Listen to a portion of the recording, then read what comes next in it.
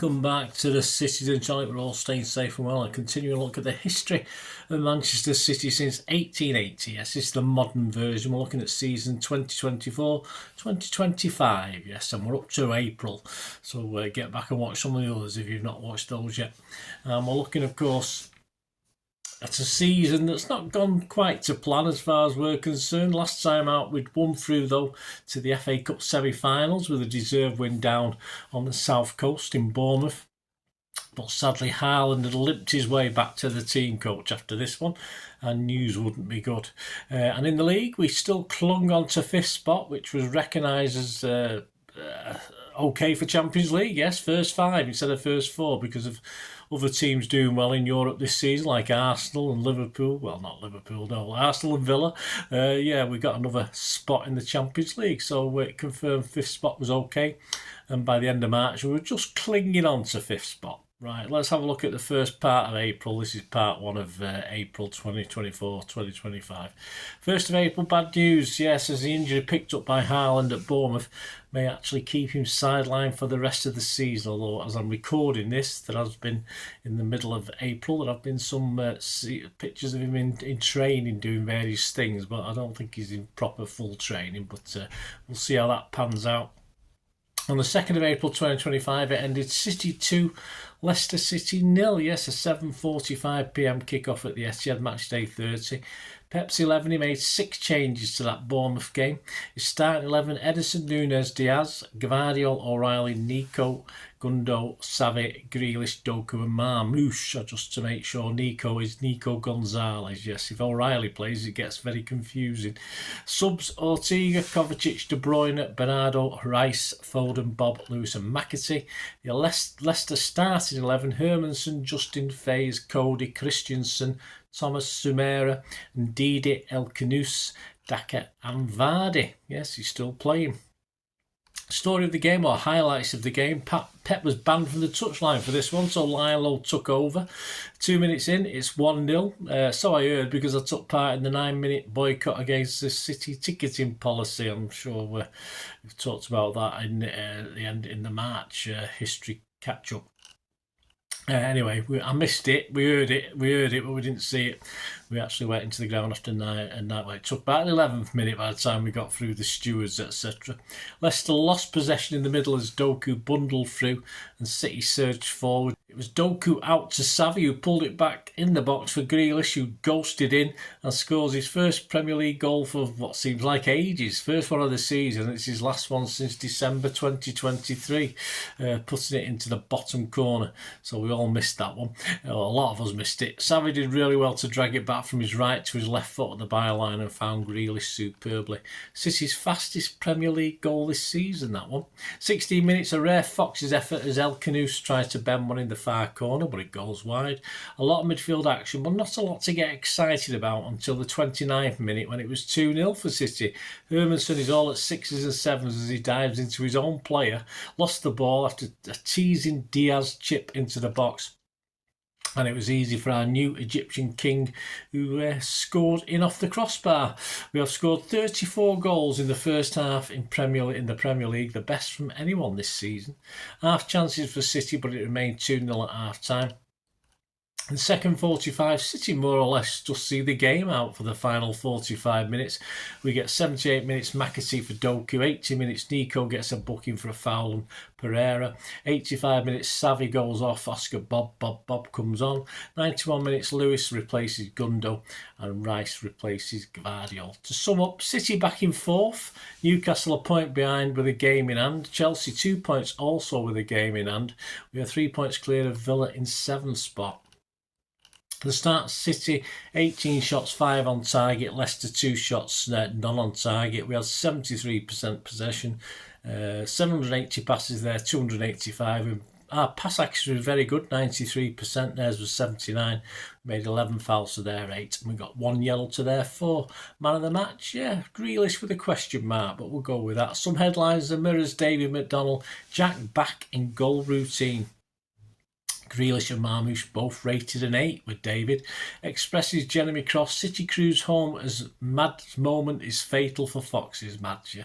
Grealish got an 8 with him. Guardian's Jamie Jackson. Grealish pays tribute to his brother after ending a goal drought. Yeah, his brother had died a long time ago, and it was the anniversary. The Mail, Nathan Salt, Jack's drought is over at last after 473 days. Savvy highest rated for him with an 8. iPaper, Richard Tanner, Grealish wastes no time improving value in front of goal to Pep. His man of the match was Grealish. Our local paper, the Manchester Evening News, a back page, keep it Greel. Yep. Inside Simon Bukowski, Jack's fast start keeps City on track, but fans make their voices heard, or not as it may be. Grealish and Diaz both scored an 8. Grealish tribute to his late brother. Yeah, it was 25 years to the day since Jack's brother died. He dedicated the goal to him. 4th of April, news we all dreaded as KDB announces he will be leaving the club at the end of the season. On the 6th of April, United 0, City 0. It wasn't great, was it? 6th of April 2025, 4:30pm, matchday 31. Pep's 11 for this one at Old Trafford. Edison, Nunes, Diaz, Gvardiol, O'Reilly, Gundo, Kovacic, De Bruyne, Bernardo, Foden and Marmoush. And a lot of despondency about that team. On the bench, Ortega, Grealish, Doku, Nico, Rice, Savinho, Kusanov, Lewis and McAtee. The United 11, Onana, Mazrui, Maguire, Yoro, Dalot, Dorgu, Casemiro, Ugarte, Fernandez, Garnacho and Hodgland. Story of the game, or highlights of the game: half chances for City as Foden, KDB and Gundo have pops at goal, but Onana has things covered. But United fluff their lines as Garnacho, Casemiro and Dorgu all mess up good opportunities. At half time it's 0-0 stat attack. City had 62 possession in the first half, but won just 28% of the duels, the lowest for any Premier League side this season. On to the second 45, which was, if anything, worse than a fairly bland first half. 46 minutes, Silva goes straight in the book after bringing down Garnacho. Onana again has no trouble with KDB and Marmoush efforts. 57 minutes, Foden goes off, it's replaced by Jeremy Doku.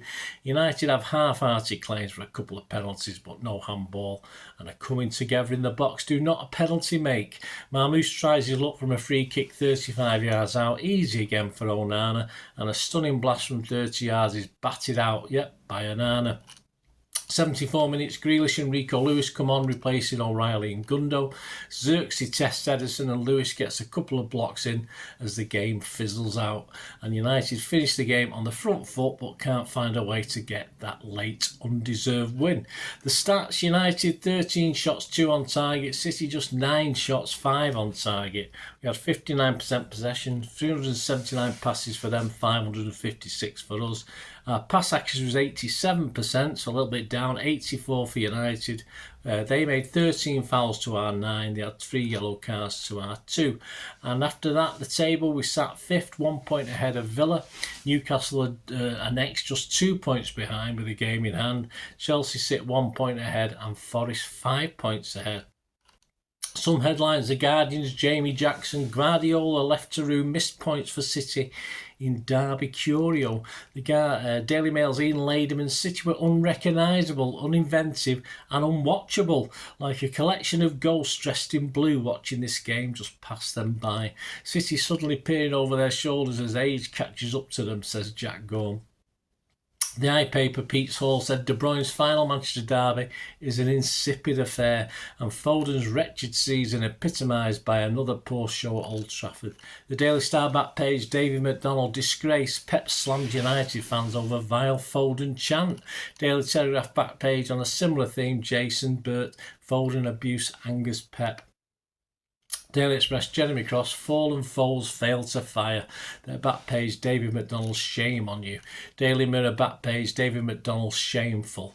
Always the obscene chance to Phil Foden's mother, and I believe, didn't know it at the time, but I believe Jack Grealish was actually got a slap off someone when he was leaving the pitch as well. One of the fan apparently, but wasn't too much said about that.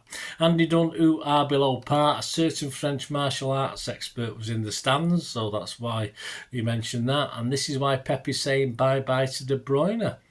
Local rag, the Manchester Evening News, back page, Derby Day, Snow Draw, inside Simon Bukowski, dull Derby suggests City are anything but back. Man of the matches, Ian Ladyman, put Edison and O'Reilly at 6.5. Jeremy Cross had O'Reilly at 9, and Simon Bukowski had Edison at 7. On the 8th of April, Marmouche gets the Etihad Player of the Month award. For March, O'Reilly and Haaland were next up. 9th of April, City announced today that they confirmed that general admission, season ticket and Premier League match-by-match ticket prices will be frozen for the 2025-26 season. Not reduced or anything, just frozen. 12th of April, onto the game. City 5, Palace 2. It ended up the 12th of April 2025 at 12:30pm early kickoff, match day 32. Some of my quotes: flipping heck Pep, because of the team he picked at the time. Attack of the Unks, and we are Kev all over. We're Kev all over. Yeah, Pep's 11, 3 changes to the United game. Edison, Lewis, Diaz, Gvardiol, O'Reilly, Kovacic, Gonzalez, Gundo, De Bruyne, McAtee and Marmouche. His subs: Ortega, Grealish, Doku, Bernardo, Rice, Savino, Nunes, Kusanov and Bob. Crystal Palace's starting 11: Henderson, Richards, Lacroix, Lerma, Mitchell, Kamada, Wharton, Munoz, Easy, Sarr and Mateta. Highlight: City start the live here, but after 8 minutes it's City 0, Crystal Palace 1. Palace get the ball to the right touchline where Munoz plays a pass to Ismail Sarr. His cool delivery across the face of the City goal is swept home by Abrechi. Easy at the far post. My verdicts on that one: Edison, no chance. Nothing was done at speed with this by Palace, yet the City backline as a unit just didn't react quickly enough all across that back four. Marmouche has a one-on-one with keeper Henderson. A slight tug on him and he shoots straight at Hendo. We may have been put off, perhaps should have done better though. 21 minutes, City 0, Crystal Palace 2. A long keeper's kick had led to O'Reilly conceding a corner. Adam Wharton takes the corner, his in-swinging delivery is perfect, and Chris Richards takes advantage of a flapping Edison under pressure from Mateta to head home from close range. My verdict: yeah, Edison has to carry most of the blame, just not strong enough, but he was impeded probably fairly from reacting, but then again his defence didn't exactly help him out. I have to be stronger and must share some of the blame for that. KDB hits a post on 28 minutes. Easy kills a low shot past Edison from about 15 yards after receiving the ball from Sarr, but the semi-automated offside technology, which was being used for the very first time in the Premier League, rides to the rescue, and he's offside by a leg and a thigh, I think. 32 minutes, City win a free kick a few yards outside the Palace penalty area, and on 33 minutes it's 2-1. Yes, Dean Henderson is wrong-footed. De Bruyne kills the ball just past the Palace wall and watches in delight as it goes in off the post. My verdict: clever by Kev. His body movement approaching the free kick gave Henderson doubts, so he moved slightly to his left thinking it was coming over the wall, but Kev whipped it to the post that Henderson should really have been covering. Keeper has to take some blame, but nice by Kevin. McAtee misses a header, then on 36 minutes it's 2-2. Marmouche smashes the ball home through a thicket of legs from 8 yards after Ilkay Gundogan had completely miskicked a Kevin De Bruyne header across the face of goal from a James McAtee cross. Verdict: a nice ball to the edge of the box and McAtee from Cova. Macca does well and Kevin nice header back, but under pressure Gundo's walking frame, I was only having a bit of fun, got in his way and he fluffed it. Thankfully it fell to our Egyptian king, who smashed it home. It had a slight deflection, but it's probably going in anyway. 40 minutes, Gonzalez is in the book, plus 3 minutes injury time. Just a chance for Kev to sort of blast one over the bar just before half-time. Half-time, it's 2-2. Palace were almost 3-0 up and away, I said, but a KDB free kick and another within 3 minutes appeared to shatter the Glaziers. The manager will need to pick them up as City finish this half on top. But second 45 didn't last long. 47 minutes, we lead. It's 3-2 for the Blues. Gundo, a nice through ball to Nico O'Reilly, who pulls the ball back to De Bruyne from the byline. He's unable to take a pop and lays the ball off to Kovacic, who casually places a low shot into the bottom corner from the edge of the area. My verdict: some good play leading up to this. A bit like the old City, but dare I say it, a bit more deliberate and slow. But still a great team goal with a lovely calm finish. 56 minutes, it's 4-2. Edison spots and James McAtee pounces on it just outside the Palace penalty area after darting between defenders. McAtee takes the ball around the on-rushing Henderson with a neat touch and then slots it into an empty net. My verdict, fine margins with this one. Great awareness from Edison and timing from Jimmy to make sure he was onside. And finally, a cool head from Jimmy, who even celebrated with a great acrobatic flip and a 4th assist this season for Edison. Palace fell asleep for that one. They've never watched Edison before. 67 minutes, James McAtee is booked for a late lunge on Jefferson Lerma. 70 minutes, groin trouble for Edison, who limps from the pitch and is replaced by City's number 2, Ortega. 79 minutes, it's 5-2. Nico O'Reilly's side foots home with a volley from just inside the penalty area, connecting with a McAtee cross that was nudged his way off the head of Chris Richards. His effort took a deflection off Nathaniel Klein on its way past Henderson. My little verdict on that, again, some nice patient City build-up around the box. Unfortunate, though, to fall nicely for O'Reilly, whose calm effort was not going in without that deflection. 82 minutes, City bring on Oscar Bob and Savinho for Omar Mamouche and James McAtee. 88 minutes, Jack Grealish and Jeremy Doku come on for Kevin De Bruyne and Macho Kovacic. We had 7 minutes injury time, but it stayed 5-2. My little summing up, a tale of two cities, shocking defensively for the first 20 minutes and then looked out of it if that third had been given. Then KDB turned back the clock, cajoled and inspired everyone around him, and Palace had no answer. Starts City and Palace. City's 21 shots, 9 on target. Palace 7 shots, 3 on target. We had 69% possession, 726 passes to their 327, 90% pass accuracy. It's okay. 80 for them. 10 fouls from us, 16 from them. 2 yellows for us, 3 for them. Quirky start. This is the 63rd time in Premier League history that City have scored 5 or more, and 39 of those are under Pep, and I think the nearest team after us is about 5 behind, 58. The table Saturday night, I'll give you the table after the weekend. The table on Saturday night, City sat 4th, 1 point ahead of Villa. Chelsea were 2 points behind with a game in hand, and Newcastle were 2 points behind with 2 games in hand. Some headlines, the Express back page, Andy Dunn, Kev is still the king of Etihad. We slagged him off the other day. Inside, David McDonald, De Bruyne leads City revival. The Mirror back page, Andy Dunn, Pep de Brilliant. Inside, Andy Dunn, here's what City will miss, a De Bruyne masterclass. Daily Star on Sunday back page, Andy Dunn, still king of the castle, Pep hails best Kev. Inside, Jeremy Cross, 5-star Kevin, vintage De Bruyne rolls back the years. Inside, David McDonald, the Broy's done good. Kevin is king for a day after inspiring City to victory. The Mail inside, Jack Gorn, inspirational De Bruyne brings the good times back for City. Our local paper, the Manchester Evening News, the back page, King Kev rules Palace. Simon Pekowski, KDB calms the storm with vintage display in fight back. Inside, Simon Pekowski, Pep's pride at house side handled slump. Guardiola pleased, Blues kept their cool. Man of the matches, a full house for a City legend. City gave it KDB. I gave it KDB. Simon Pekowski of the Manchester Evening News gave it KVB. He scored him an 8. David McDonald, writing for the Mirror and Star, gave it Kevin with an 8. Jack Gorn, writing for the Mail, give Kevin 8.5 as his star man.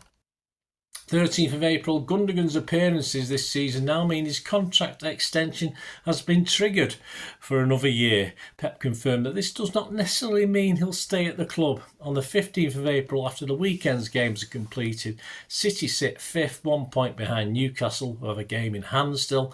We are 2 points behind third place Forest. Chelsea and Villa are a point behind us. Join me in part 2 as we await what could be bad news on Edison's injury and face a tricky trip to Everton, Goodison Park, for the very last time as they're moving to the new ground next season, and another tricky home game with Aston Villa in the league before a trip to Wembley for the FA Cup semi-final against Nottingham Forest. There you go, guys. Hope you enjoyed that. Let us know your thoughts, let us know your memories, and join me for part 2 of this, April 2025, and the history of Manchester City since 1880. If you like what I try and do on the channel, guys, and want to help support it, all I ever ask is you keep watching and listening. hope you enjoyed the feature, and yeah, if you can support me through the subscription, if you can subscribe, guys, that'd be wonderful if you've not already done so. We do actually have memberships at the moment, just 99p a month, so you get access to all my city stuff, including all the history vlogs, dozens and dozens not been published yet that you get immediate access to, and every time I do a edit and do a vlog, you get immediate access to it as well. So you can have a copy of scripts as well if you want any hard copy of the sort of things I do on matches and teams and managers and players, etc. So if you can join the membership, that'd be wonderful. We do fine. And yeah, if you want to support the channel just by watching the ads, that helps. Watch the ads, let them play through while you just have to check your phone or something, let it play out. And of course, if you follow any of the links, that always works as well. If you follow a link to one of the ads and you fancy something, I've done it myself. I've followed a link and actually purchased something from another organisation. But it can happen. It can happen. Not all ads are stuff you're not interested in. And of course, if you can give us a like, guys, that would be absolutely fantastic. All likes are much appreciated. Anyway, thanks for watching. Until the next time, of course, I only ever ask one thing, don't I? Please, I ask you all to stay safe, especially you Blues. Until the next time, come on, City. Bye for now.